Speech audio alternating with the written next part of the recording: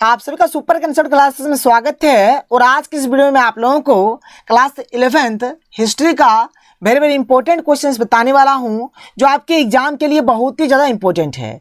तो आप लोग वीडियो पर कंप्लीट बने रहें और यहां पर मैं आपको केवल 5 नंबर वाला क्वेश्चंस बताऊंगा। तो आप लोग अपना कॉपी और कलम निकालिए, फटाफट क्वेश्चंस को नोट करिए और अच्छे तरीके से तैयारी करिए, क्योंकि ये क्वेश्चंस बहुत ही ज़्यादा इंपॉर्टेंट है। और अगर आपने अभी तक मुझे इंस्टा में फॉलो नहीं किया है तो जाकर फटाफट फॉलो कर लीजिए, लिंक डिस्क्रिप्शन बॉक्स पर है, या फिर आप लोग इंस्टाग्राम पर जाकर सुपर कंसेप्ट क्लासेस अगर लिखेंगे तब भी आप लोगों को मिल जाएगा, क्योंकि मेरा user name super concept classes सी है। तो चलिए शुरू करते हैं और एक एक करके हर एक क्वेश्चन को बहुत ही सिंपल तरीके से और इजी तरीके से यहां पर हम लोग समझ लेते हैं। तो देखिए हमारे पास यहां पर जो सबसे पहला जो क्वेश्चन है, क्वेश्चन नंबर 1 क्या है कि पुनर्जागरण सर्वप्रथम इटली में ही क्यों हुआ। जो पुनर्जागरण है इसका जो स्टार्टिंग हुआ था, ये जो शुरू हुआ था कहां से हुआ था, इटली से ही हुआ था, यानी इटली में ही सर्वप्रथम हुआ था। तो क्यों हुआ था ये आपको बताना है। तो चलिए यहाँ पर हम लोग पॉइंट बना कर हर एक चीज को लिखते हैं। तो देखिए हमारे पास जो सबसे पहला जो पॉइंट है क्या है कि इटली एक समृद्ध देश था। मतलब इटली क्या था, एक समृद्ध देश था, वो अच्छे तरीके से प्रोग्रेस कर लिया था। इटली में समृद्धि का कारण विदेशी व्यापार था। और जो इटली हमारा समृद्ध था क्यों था, कि वहां विदेशी व्यापार बहुत ही अधिक मात्रा में था। दूसरा कारण क्या है कि इटली में पुनर्जागरण का एक कारण यह भी था कि यह प्राचीन रोमन सभ्यता का जन्म स्थल रहा था। देखिए हमारा जो प्राचीन रोमन सभ्यता है इसका जो जन्म स्थल है कहां पर है, तो ये भी आप लोगों का इटली ही है। ठीक है, इसलिए यहां पर इटली में ही क्या हुआ था, पुनर्जागरण हमारा शुरू हुआ था। आगे चलिए अगला पॉइंट क्या कह रहा है देख लीजिए कि इटली में विभिन्न जातियों का समागम था। यानी यहाँ पर बहुत प्रकार के जाति थे, यानी विभिन्न जातियों का यहाँ पर समागम था, इसलिए इटली में पुनर्जागरण हमारा सबसे पहले हुआ था।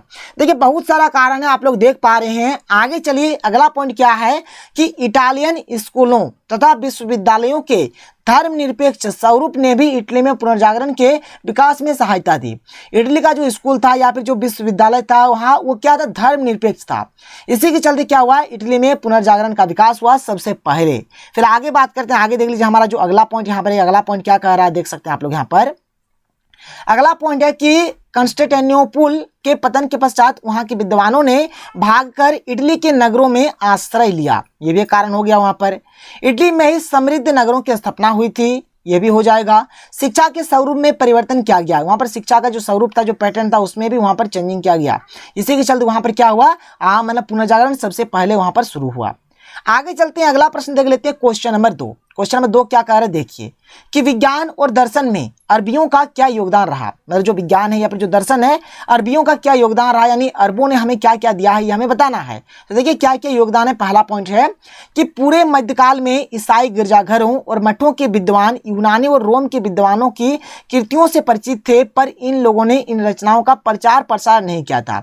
देखिए पहला बात क्या है कि पूरा जो मध्यकाल है हमारा, पूरे मध्यकाल में ईसाई गिरजाघरों और मठों के विद्वान यूनानी और रोम के विद्वानों की कृतियों से परिचित थे। मतलब पूरा मध्यकाल में क्या होता है, ईसाई गिरजाघर या फिर मठ के जो भी विद्वान थे वो यूनानी और रोम का जो विद्वान का जो कृति था उससे मतलब अच्छे तरीके से भली भांति परिचित थे, पर इन लोगों ने इन रचनाओं का प्रचार प्रसार नहीं किया था। मतलब जानकारी तो था बट प्रचार प्रसार उन्होंने नहीं किया। ये हुआ हमारा एक पॉइंट। आगे बढ़े, आगे चलिए अगला पॉइंट देख लेते हैं। दूसरा पॉइंट है हमारे पास कि 14वीं सदी में अनेक विद्वानों ने प्लेटो और अरस्तु के ग्रंथों के अनुवादों को पढ़ा। 14वीं सदी में क्या होता है कि बहुत सारे विद्वान क्या करते हैं, प्लेटो और अरस्तु का जो मतलब ग्रंथ था, मतलब ग्रंथ का जो अनुवाद था उसको पढ़ना शुरू किया।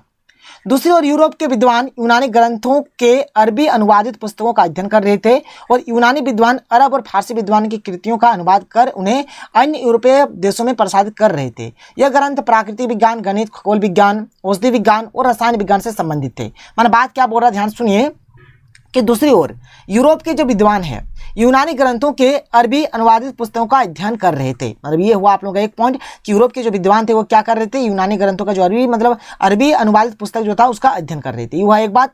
फिर यूनानी विद्वान अरब और फारसी विद्वानों की कृतियों का अनुवाद कर उन्हें अन्य यूरोपीय देशों में प्रसारित कर रहे थे। मतलब यहाँ पर क्या बोला जाए कि यूनानी विद्वान जो है ना, ये अरब या फिर फारसी विद्वान को जो भी कृति था उसको अनुवाद कर रहा था और मतलब बहुत सारे यूरोप देश में उसका प्रचार प्रसार कर रहा था। ठीक है, कंप्लीटली उसको मतलब फैला रहा था, एडवर्टाइजमेंट कर रहा था। और ये जो ग्रंथ था क्या क्या था, प्राकृतिक विज्ञान का था, गणित का था, खगोल विज्ञान का था, औषधि विज्ञान का था, रसायन विज्ञान का था, ये सबसे संबंधित था। आगे चले अगला पॉइंट देखें, अगला पॉइंट देख लीजिए। यहाँ पर अगला पॉइंट हमारे पास क्या है, तो यहाँ पर हमारे पास जो अगला पॉइंट है क्या है कि टॉलमी के आलमगेस्ट में अरबी भाषा की विशेष उपपद अल का उल्लेख है, जो कि यूनानी और अरबी भाषा के बीच रहे संबंधों को दर्शाता है। ये हो गया अगला पॉइंट। फिर हमारे पास और एक पॉइंट क्या है कि स्पेन के अरबी दार्शनिक इब्न रुशद ने दार्शनिक ज्ञान और धार्मिक विश्वासों के बीच रहे तनावों को सुलझाने की चेष्टा की। उनकी पद्धति को ईसाई चिंतकों द्वारा अपनाया गया। इसको भी नोट कर लीजिए। फिर आगे चलते हैं, आगे बढ़िए। यहाँ पर आगे देखिए, बहुत सारा क्वेश्चन से आपको टेंशन नहीं लेना है। फिर हमारे पास जो अगला पॉइंट, जो कि मेरा लास्ट पॉइंट है, क्या है कि विश्वविद्यालयों के पाठ्यक्रमों में कानून, चिकित्सा और धर्मशास्त्र विषयों का बड़ा महत्व था, पर धीरे धीरे इटली और अन्य यूरोपीय देशों के विद्यालयों में मानवतावादी विषयों को पढ़ाया जाने लगा। इसको भी नोट कर लीजिए, ये भी हो जाएगा आप लोगों का। यहाँ पर हमारे पास जो तीसरा नंबर में है, क्या है, आप लोग देख सकते हैं कि यूरोपवासियों की खोज यात्राओं के बारे में बताएं। यानी कि यूरोपवासियों का यहाँ पर जो खोज यात्रा है, क्या क्या उन्होंने खोजा है, हमें बताना है। तो चलिए शुरू करते हैं, यूरोपवासियों की खोज यात्रा शुरू किया जाए। यहाँ से पहला पॉइंट कि सन 1380 में कुतुबनुमा अर्थात दिशा सूचक यंत्र का आविष्कार हो चुका था, जिससे खुले समुद्र में यात्रियों को दिशाओं की सही जानकारी मिल सकती थी। लेकिन इसका इस्तेमाल 15वीं शताब्दी में ही जाकर हो पाया। 1380 में यहाँ पर क्या हुआ, यूरोपवासियों के द्वारा कुतुबनुमा अर्थात यानी कि दिशा सूचक यंत्र, जिससे अभी हम लोग मैप का यूज करते हैं ना, पहले के टाइम में मैप नहीं था, ठीक है। तो इस दिशा सूचक यंत्र यानी कि कुतुबनुमा का इस्तेमाल किया जाता है। इसका तो आविष्कार तो 13वीं शताब्दी में हो गया, लेकिन इसका इस्तेमाल जो हुआ ना, खोज इसका 13वीं में हो गया, लेकिन इसका इस्तेमाल 15वीं शताब्दी से शुरू हुआ। एक है एस्ट्रोलैब। यह कुतुबनुमा का ही सुधरा हुआ रूप था। यह अक्षांश जानने का एक उपकरण था, जिसकी सहायता से यूरोपीय नाविकों ने सुदूर देशों की समुद्री यात्राएं संपन्न की। मतलब इसी को मतलब अच्छे तरीके से यहाँ पर किया गया था, मतलब थोड़ा और अच्छे तरीके से डेवलप किया गया था, जिसको हम लोग बोलेंगे एस्ट्रोलैब। इसमें क्या अक्षांश का यहाँ पर जानकारी लिया जाता था, और जिससे क्या होता है, जो यहाँ पर बहुत मतलब समुद्री यात्री थे, मतलब दूर दूर देश जाते थे, मतलब उनको पता चल जाता था कि कहाँ जाना है, किधर रास्ता है, क्या नहीं, वगैरह वगैरह हर एक चीज। देखिए अगला पॉइंट यहाँ पर क्या है कि कागज। मध्य युग में अरबों के माध्यम से यूरोपवासियों ने कागज बनाने की कला सीखी। यानी ये जो यूरोपवासी है, इन लोगों ने कागज बनाने का जो कला है अरबों से सीखा। इससे पूर्व जानवरों की खालों एवं पेड़ की छालों का प्रयोग लिखने हेतु होता था। अगर पहले के टाइम की अगर बात किया जाए तो पहले मतलब कागज नहीं था, लिखने के लिए कागज का प्रयोग नहीं होता था, बल्कि लिखने के लिए जानवरों की खालों और पेड़ की छालों का प्रयोग होता था। फिर देखिए यहाँ पर आगे में यहाँ पर मैंने लिख दिया है, आप लोग यहाँ पर देख सकते हैं। आगे यहाँ पर लिखा हुआ है कि मगर अब एक विशिष्ट प्रकार की घास की खोज की गई, जिससे कागज बनाया गया। अगला पॉइंट है कि यूरोप में पहले रोमन अंकों, जैसे ये जो आप लोग देख पा रहे हैं, ये सब जो है ना, ये हमारा रोमन अंक है, आदि का प्रयोग होता था, जिनसे गुना भाग में कुछ व्यवहारिक कठिनाइयां उत्पन्न होती थी। देखिए ये सब नंबर से हम लोग गुना भाग स्लाइडिंग से नहीं कर सकते हैं, बहुत ज्यादा मतलब प्रॉब्लम होगा।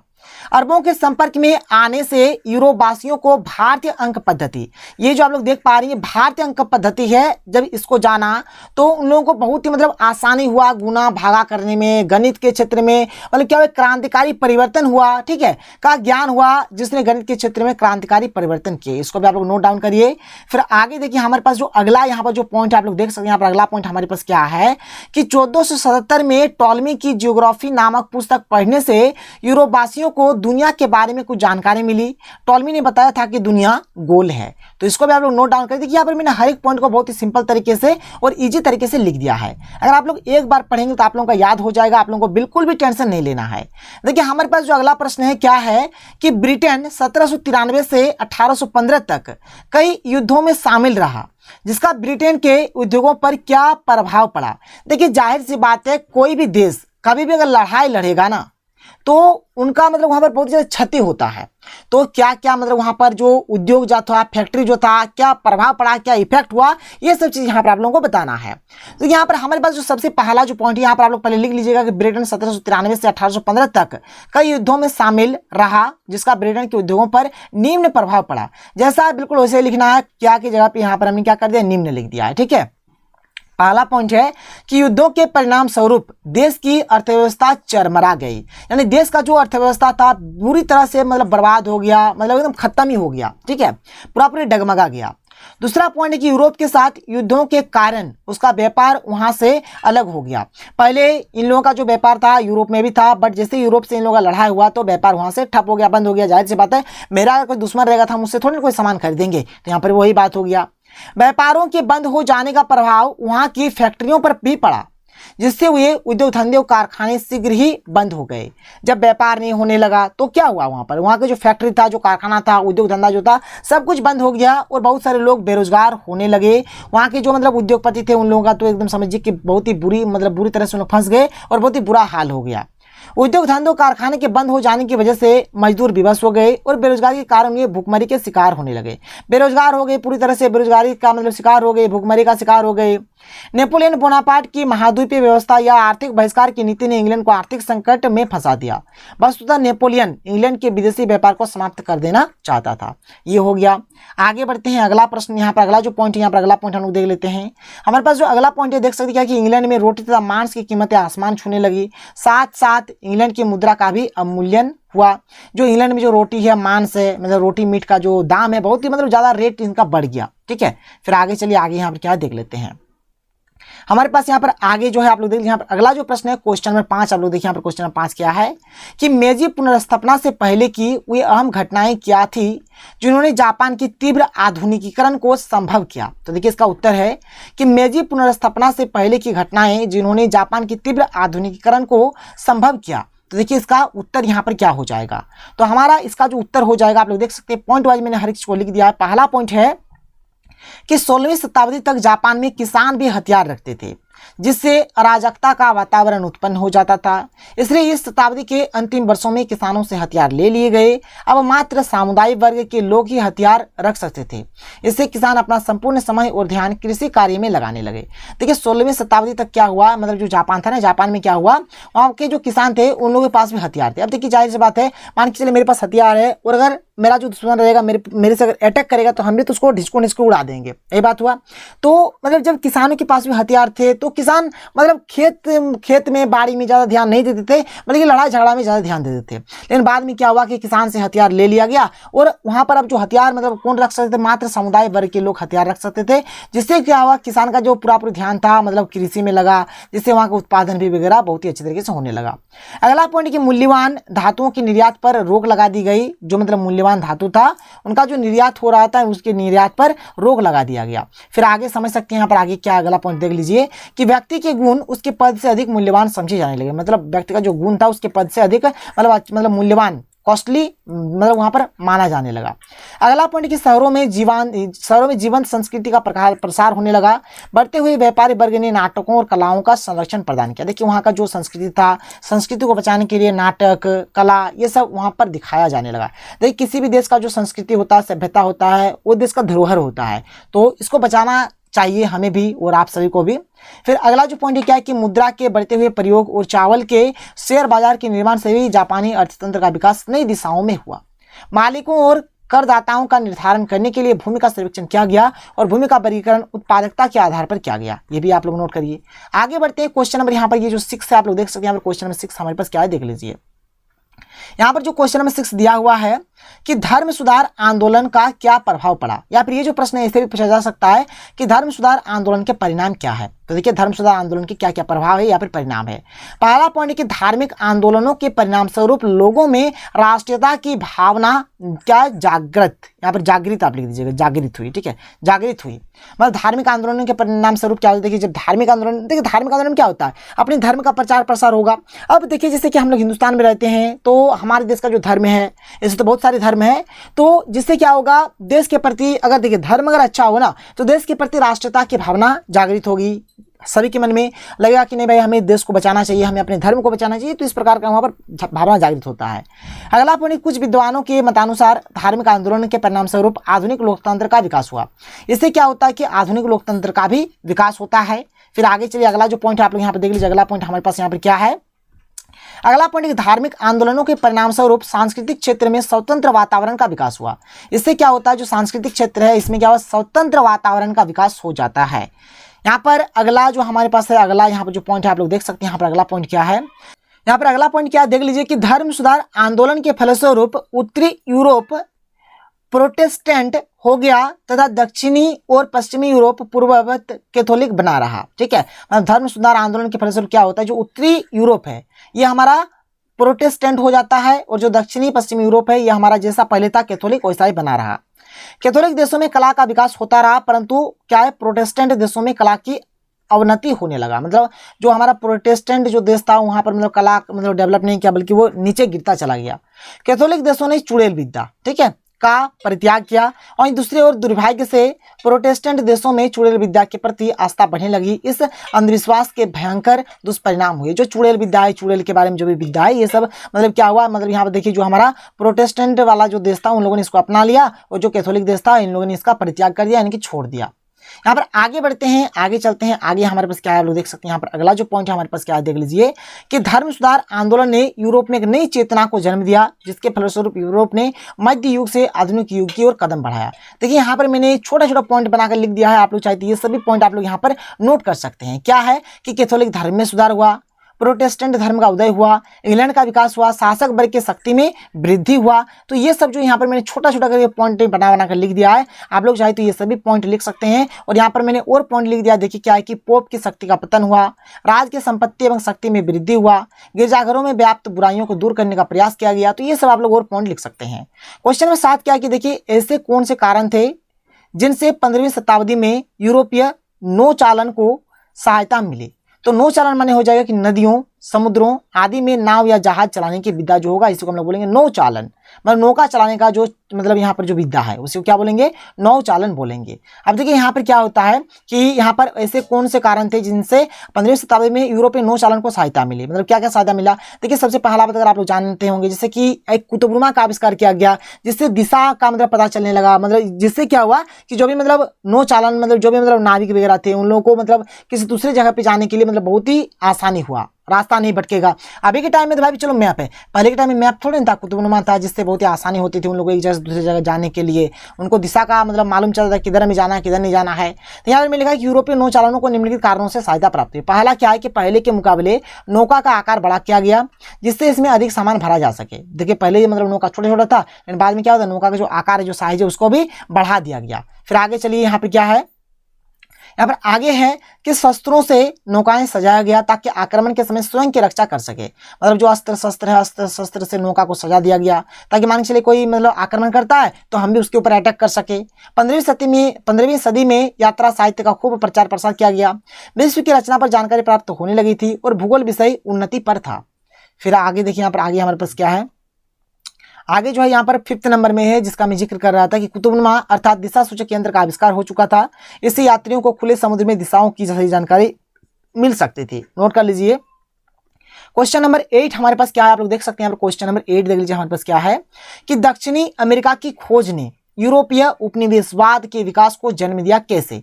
तो दक्षिणी अमेरिका की खोज द्वारा यूरोपीय उपनिवेशवाद का विकास किस प्रकार से हुआ। देखिए पहला पॉइंट है कि अटलांटिक महासागर के किनारे किनारे स्थित ऐसे अनेक देश थे, विशेष रूप से इंग्लैंड, फ्रांस, बेल्जियम और हॉलैंड, जिन्होंने इन खोजों का लाभ उठाया और अनेक उपनिवेश स्थापित किए। देखिए उपनिवेश माने क्या होता है कि जैसे मान चलिए जैसे कि कोई ये देश है, ठीक है, मतलब कोई बाहर का कोई आदमी आकर यहाँ पर अगर बैठ जाता है, बस जाता है, तो उपनिवेश बना लेता है। इन देशों के सौदागरों ने संयुक्त पूंजी कंपनियां बनाई और अपने बड़े बड़े व्यापारिक अभियान चलाए। फिर यहाँ पर थर्ड पॉइंट क्या है, मैं आप लोगों को थर्ड पॉइंट यहाँ पर दिखा देता हूँ, समझा देता हूँ। देखिए थर्ड पॉइंट क्या है, तो थर्ड पॉइंट की यूरोप में अमेरिकी प्रदेशों से बहकर आई चांदी सोने की बाढ़ ने अंतर्राष्ट्रीय व्यापार और औद्योगिकरण का भरपूर विस्तार किया। फोर्थ नंबर है कि यूरोपवासियों को नई दुनिया में पैदा होने वाली नई नई वस्तुओं तथा तंबाकू, आलू, गन्ने की चीनी, ककाओ और रबड़ आदि का ज्ञान हुआ, जिसको ये उत्पत्ति निवेशों से प्राप्त करने का प्रयास करने लगे। ये हुआ फोर्थ पॉइंट। फिर यहाँ पर आप लोग आगे देख सकते हैं, आगे हमारे पास क्या है, तो आगे हमारे पास अगला प्रश्न है क्वेश्चन नंबर 9। क्वेश्चन नंबर 9 क्या है कि विश्व के भिन्न भिन्न देशों में रेलवे आ जाने से वहाँ के जनजीवन पर क्या प्रभाव पड़ा, तुलनात्मक विवेचना कीजिए। तो देखिए इसका उत्तर हो जाएगा कि विश्व के विभिन्न देशों के जनजीवन पर रेलवे का प्रभाव निम्नलिखित है। पहला पॉइंट है कि विश्व के सभी देशों में रेलगाड़ियां परिवहन की महत्वपूर्ण साधन बन गई। ये पूरे साल भर उपलब्ध रहती थी, सस्ता और तेज भी थी। देखिए यहाँ पर क्या हुआ, जैसे देखिए रेलगाड़ी को आप सबको पता होगा, रेलगाड़ी मतलब क्या, कहीं आने जाने के लिए सबसे बेस्ट साधन है रेलगाड़ी। इसमें भाड़ा भी कम लगता है, सस्ता भी होता है और हमें हर जगह पे मिल भी जाता है। दूसरा पॉइंट कि रेलवे माल तथा यात्री दोनों को ढोती है, इसमें माल और यात्री दोनों को ढोया जाता है। इस प्रकार माल तथा यात्री दोनों के लिए यात्रा सरल हो गई, माल भी ले जाइए कोई दिक्कत नहीं, यात्रा भी करिए कोई दिक्कत नहीं है। थर्ड पॉइंट यहाँ पर आप लोग देख लीजिए, हमारे पास जो तीसरा वाला जो पॉइंट है यहाँ पर क्या कह रहा है, देखिए कि विभिन्न देशों में रेल मार्ग लंबी दूरी तय करता था। 1850 तक आते आते इंग्लैंड के सभी नगर एक दूसरे से रेल मार्ग से जुड़ गए। कोयला और लोहा जैसी भारी वस्तुओं को रेल से ही ढोया जा सकता था, इसलिए विभिन्न देशों के लिए रेल अनिवार्य हो गया। क्वेश्चन नंबर 10 हमारे पास क्या है, आप लोग देख सकते हैं। क्वेश्चन नंबर 10 देख लीजिए क्या है, कि जापान के विकास के साथ साथ वहाँ की रोजमर्रा की जिंदगी में किस तरह बदलाव आए। देखिए जापान बहुत डेवलप कर लिया है। जैसे पहला बात तो जापान के 2 शहर में बम भी गिराया गया था, हिरोशिमा नागासाकी पर, लेकिन फिर भी डेवलप है। क्यों है देखिए, तो जापान के विकास के साथ साथ वहाँ के प्रतिदिन की जिंदगी में निम्नलिखित बदलाव आए। क्या क्या बदलाव आए यहाँ पर मैं आपको एक एक करके समझा देता हूँ। देख लीजिए क्या क्या बदलाव आए। तो पहला यहाँ पर जो बदलाव आया है क्या है कि 1870 के दशक में नए विद्यालय व्यवस्था का निर्माण हुआ। लड़के लड़कियों के लिए विद्यालय जाना अनिवार्य घोषित कर दिया गया। 1870 में क्या हुआ, वहाँ पर जो विद्यालय का जो व्यवस्था है उसको एकदम नया कर दिया, मतलब नया विद्यालय व्यवस्था लागू किया गया। अब वहाँ पर कंपलसरी कर दिया कि लड़का लड़की दोनों को विद्यालय जाना एकदम कंपलसरी है। माता पिता का सम्मान करने, राष्ट्र के प्रति निष्ठा और अच्छे नागरिक बनने की प्रेरणा पाठ्य पुस्तकों में दी गई। जाहिर सी बात है जब पाठ्य पुस्तक में ये सब चीज रहेगा कि माता पिता का सम्मान करो, राष्ट्र के प्रति क्या निष्ठा होना चाहिए, अच्छा नागरिक कैसे बने, तो ये सब चीज जो दिया गया किसमें दिया गया, किताब में दिया गया, जिससे वहाँ और डेवलप हो गया। देखिए हमारे पास जो अगला पॉइंट है क्या है कि आधुनिक कारखानों में 50% महिलाएं कार्यरत थी। यानी देखिए यहाँ पर महिलाओं को भी 50% तक का आरक्षण मिल रहा था। 4th नंबर में कि जापान में इकाई परिवार, देखिए इकाई परिवार को हम लोग एकल परिवार भी बोलते हैं। एकल परिवार में होता क्या है, पति पत्नी और उनके बच्चे होंगे, ठीक है। तो इकाई परिवार यानी कि एकल परिवार की अवधारणा का विकास हुआ, जिसमें पति पत्नी और बच्चे होते थे। 5th नंबर में कि नए प्रकार के घर, रसोई के उपकरण और मनोरंजन के साधनों का विकास हुआ। ये सब आप लोग फटाफट नोट डाउन कर लीजिए। फिर आगे चलते हैं क्वेश्चन नंबर 11 की ओर चलते हैं। देख लेते हैं क्वेश्चन नंबर 11।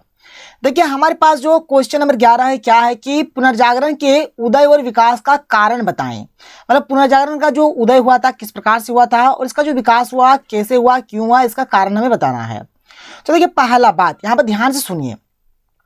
पुनर्जागरण जो है एक फ्रेंच भाषा का शब्द है जिसका शाब्दिक अर्थ है फिर से जागना। यहाँ पर ये जो आप लोग देख पा रहे हैं पुनर्जागरण, ये फ्रेंच भाषा का शब्द है, ठीक है, और इसका माने होता है फिर से जागना। 14वीं और 17वीं सदी के बीच यूरोप में जो सांस्कृतिक और धार्मिक प्रगति आंदोलन तथा युद्ध हुआ उन्हें पुनर्जागरण कहा जाता है। देखिए 14वीं और 17वीं सदी में क्या होता है, यूरोप में सांस्कृतिक धार्मिक मतलब सांस्कृतिक और धार्मिक में क्या होता है, प्रगति होता है, आंदोलन होता है, युद्ध होता है। तो यही सब चीज को हम लोग क्या बोलेंगे, पुनर्जागरण बोलेंगे। तो देखिए पुनर्जागरण के उदय और विकास के क्या कारण है। तो हमारे पास जो पहला पॉइंट है कि धर्म सुधार आंदोलन, यानी कि धर्म सुधार आंदोलन की लहर में अनेक विद्वानों ने चर्च के अधिकारों को चुनौती दी। लोग यह सोचने लगा कि चर्च के नियम अंतिम नियम नहीं है। तो यहाँ से एक पुनर्जागरण का उदय और विकास का ये हमारे कारण हो जाएगा। फिर आगे चलिए हमारे पास जो अगला पॉइंट है यहाँ पर पॉइंट नंबर 2, यहाँ पर क्या आप लोग देख सकते हैं। तो पॉइंट नंबर 2 है कि छापाखाने की आविष्कार। छापाखाने के आविष्कार से किताबों की छपाई में वृद्धि हुई जिससे शिक्षा का प्रसार बढ़ा। देखिए जब यहाँ पर प्रिंटिंग प्रेस का जब आविष्कार हुआ तो वहाँ से बुक्स वगैरह बहुत ही तेजी से छपने लगा, तो शिक्षा का भी प्रसार बहुत ही तेजी से होने लगा। हमारे पास जो अगला पॉइंट है पॉइंट नंबर 3 आप लोग यहाँ पर देख सकते हैं। यहाँ पर पॉइंट नंबर 3 हमारे पास क्या है देख लीजिए। तो पॉइंट नंबर 3 है कि पुनर्जागरण का सबसे महत्वपूर्ण कारण वाणिज्य व्यापार का विकास था। वाणिज्य व्यापार हुआ, नए नए देशों के साथ लोगों का व्यापारिक संबंध कायम हुआ और उन्हें वहां की सभ्यता संस्कृति को जानने का अवसर मिला।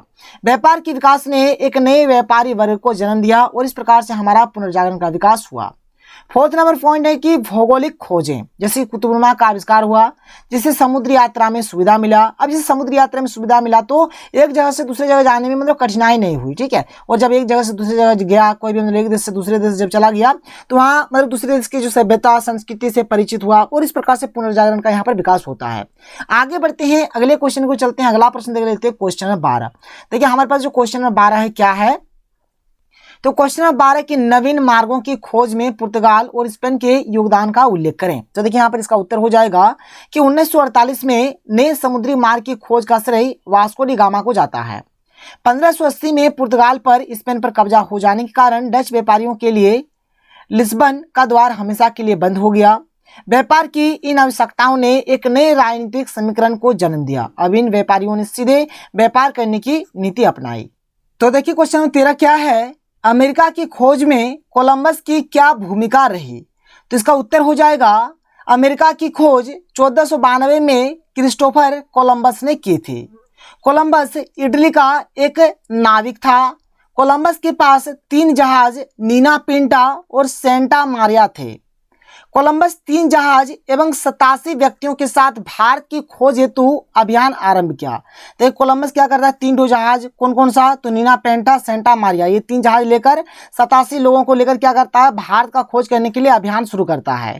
फिर देखिए यहाँ पर आगे होता क्या है, आप लोग यहाँ पर ध्यान से देखिए, यहाँ पर मैंने हर एक चीज को एकदम अच्छे तरीके से पॉइंट बना बनाकर लिख दिया है। फिर यहाँ पर आगे है कि 10 सप्ताह की यात्रा के पश्चात, यहाँ पर 10 सप्ताह यात्रा हो जाता है। 11 अक्टूबर 1492 में कुछ द्वीपों पर पहुंचा, उसे लगा वह भारत पहुंच गया है, अतः उसने उन द्वीपों का नाम इंडीज रखा और वहां के निवासियों को रेड इंडियन कहा। मगर यह भारत न होकर अमेरिका का तट था। परंतु कोलंबस यह नहीं जानता था कि उसने आगामी विश्व के एक महानतम राष्ट्र की खोज कर ली है। अतः कोलंबस की इस खोज को उस समय कोई महत्व नहीं दिया गया, परंतु बाद में कोलंबस के इस अभियान को विश्व इतिहास की एक महानतम घटना माना गया। इसको नोट डाउन कर लीजिए, ये हो जाएगा आप लोगों का प्यारा सा सुंदर सा उत्तर। आगे बढ़ते हैं, अगले क्वेश्चन की ओर चलते हैं। अगला क्वेश्चन देख लेते हैं, क्वेश्चन नंबर 14 यानी क्वेश्चन नंबर 14 क्या है, देखिए कि औद्योगिक क्रांति के समय किए गए आविष्कारों की दिलचस्प विशेषताएं क्या थी। तो देख लीजिए यहाँ पर क्या क्या दिलचस्प विशेषताएं हैं। फिर इसके बाद हमारा और क्वेश्चन होगा, हम लोग एक हर एक क्वेश्चन को देखेंगे। तो यहाँ पर हमारे पास जो सबसे पहला पॉइंट है क्या है कि इन आविष्कारों के कारण अनेक उद्योग जैसे लोहा तथा इस्पात उद्योग, कपड़ा उद्योग, जहाज निर्माण उद्योगों को काफी प्रोत्साहन मिला। ये सब उद्योगों को क्या होता है, प्रोत्साहन मिला। इन आविष्कारों के फलस्वरूप वाणिज्यवाद और उपनिवेशवाद का प्रभाव बढ़ गया। और जब ये सब आविष्कार हो गया तो उस टाइम क्या होता है, वाणिज्यवाद का और उपनिवेशवाद का प्रभाव बढ़ जाता है। इन आविष्कारों के लिए वैज्ञानिकों ने नहीं बल्कि साधारण लोगों ने प्रयास किए और वे अपने प्रयासों में सफल भी रहे। इन आविष्कारों एवं उपनिवेशवाद के कारण भौगोलिक खोजों और अंतर्राष्ट्रीय बाजारीकरण को बल मिला। फिर अगला पॉइंट है कि कच्चे माल की प्राप्ति तथा तैयार माल की खपत के लिए इंग्लैंड को एक विस्तृत बाजार की आवश्यकता पड़ी। इसके स्थापना के लिए इंग्लैंड को प्रोत्साहित किया। तो चलिए आगे बढ़ते हैं। आगे देखिए यहाँ पर आगे हमें और क्या क्या दिया गया आप लोग देख सकते हैं। अगला जो प्रश्न है क्वेश्चन नंबर 15, जो कि हमारा लास्ट क्वेश्चन है, क्या है देखिए, पश्चिमी शक्तियों द्वारा पेश की गई चुनौतियों का सामना छिंग राजवंश कैसे किया। इसका उत्तर हो जाएगा कि पश्चिमी शक्तियों द्वारा पेश की गई चुनौतियों का सामना करने के लिए छिंग राजवंश ने निम्न उपाय किए। पहला क्या है, तो प्रशासकीय व्यवस्था को आधुनिक और सुदृढ़ किया। दूसरा कि सेना का नया रूप में गठन किया और उसे नई तकनीकी के प्रयोग का प्रशिक्षण दिया गया। अगला पॉइंट की शिक्षा व्यवस्था में सुधार की नीतियां बनाई तथा छात्रों को नए विषयों में प्रशिक्षित करने के लिए विदेश भेजा गया। ये सब हुआ। फिर आगे आप लोग देख लीजिए यहाँ पर अगला जो हमारे पास जो पॉइंट है क्या है, आप लोग देख लीजिए यहाँ पर। फिर अगला पॉइंट है कि चीनी लोगों में एक राष्ट्र की भावना को जगाने के उपाय किए गए। फिर आगे के स्थानीय विधायिकाओं का भी गठन किया गया। ठीक है, तो ये रहा हमारा इस क्वेश्चन का प्यारा सा सुंदर सा उत्तर। अगर आपको वीडियो पसंद आए तो वीडियो को लाइक करिए, जितना हो सके वीडियो को अधिक से अधिक अपने दोस्तों से शेयर करें। तो मिलते हैं अगले वीडियो में। थैंक यू, जय हिंद।